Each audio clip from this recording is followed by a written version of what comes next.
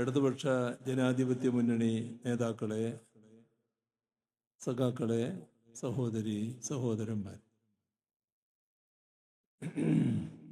ഇത്തവണ നിറഞ്ഞ സന്തോഷത്തോടെയാണ് ഇവിടെ വരാനായത്. അത് വരാൻ പോകുന്ന LDF വിജയത്തിൻ്റെ കാര്യമോർത്തുള്ള സന്തോഷമല്ല, അത് സുനിശ്ചിതമായ കാര്യമാണ്. എന്നാൽ ഇടുക്കിയിലെ ജനങ്ങൾ ദീർഘകാലമായി ആഗ്രഹിക്കുന്ന കാര്യങ്ങൾ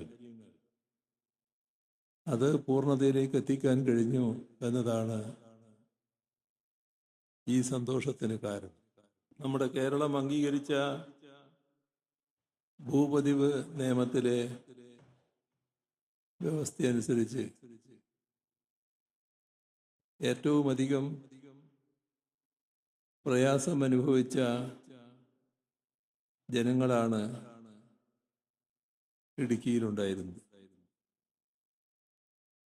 ഭൂമിയുണ്ട്, പക്ഷേ അതിന് അവകാശമില്ല. പലതരത്തിലുള്ള പ്രയാസങ്ങൾ അതിൻ്റെ ഭാഗമായി വന്ന ഉത്തരവുകൾ, കോടതിയുടെ ഇടപെടലുകൾ എല്ലാം വിവരണാതീതമായ പ്രയാസമായിരുന്നു ആളുകൾക്കുണ്ടാക്കിയത്. അതിൻ്റെ ഭാഗമായി വലിയ തോതിലുള്ള വിഷമം ജനങ്ങളാകെ പ്രകടിപ്പിച്ചിരുന്നു. ലഭിച്ച ഭൂമിയിൽ കൃഷിയും വീടും മാത്രമേ പാടുള്ളൂ, മറ്റൊന്നിനും അവകാശമില്ല. അങ്ങനെ വന്നപ്പോൾ മറ്റ് നിർമ്മിതികളെല്ലാം നിയമവിരുദ്ധമായി. ഒരു ഘട്ടമായപ്പോൾ പുതിയ നിർമ്മാണങ്ങളും നടത്താൻ പറ്റാത്ത അവസ്ഥ വന്നു. ഈ കാര്യത്തിൽ 2016 LDF അധികാരത്തിൽ വന്നപ്പോൾ തന്നെ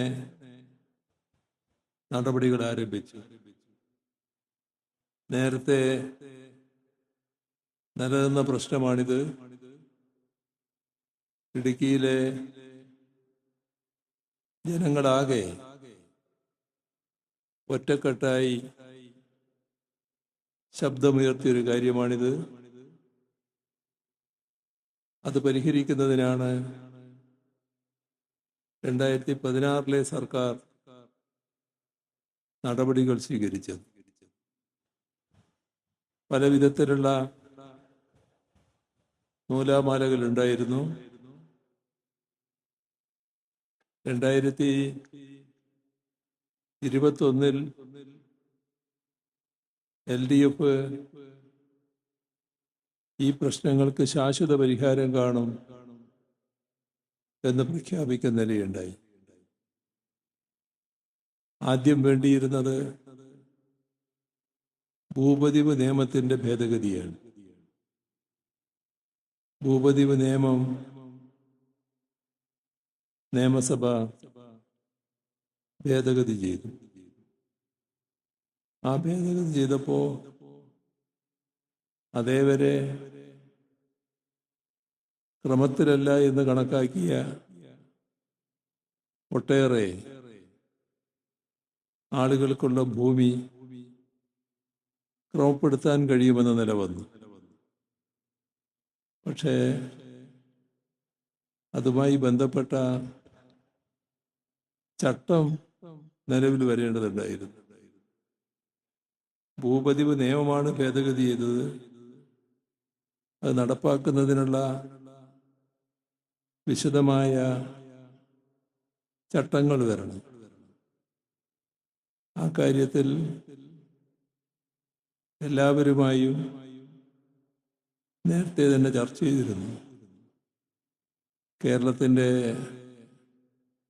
പ്രശ്നങ്ങൾ അതിൻ്റെ ഭാഗം തന്നെയാണ് ഇടുക്കി അടക്കമുള്ള മലയോര ജില്ലകളിലെ പ്രശ്നങ്ങൾ.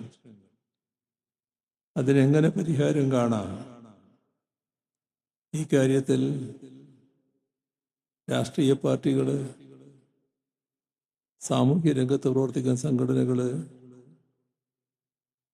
നമ്മുടെ പൊതുവായിട്ടുള്ള ഈ കാര്യങ്ങൾ ഇടപെടുന്നവർ, മാധ്യമ പ്രവർത്തകർ, അങ്ങനെ സമൂഹത്തിൻ്റെ വിവിധ തുറകളിലുള്ളവരുമായി ചർച്ച ചെയ്തു.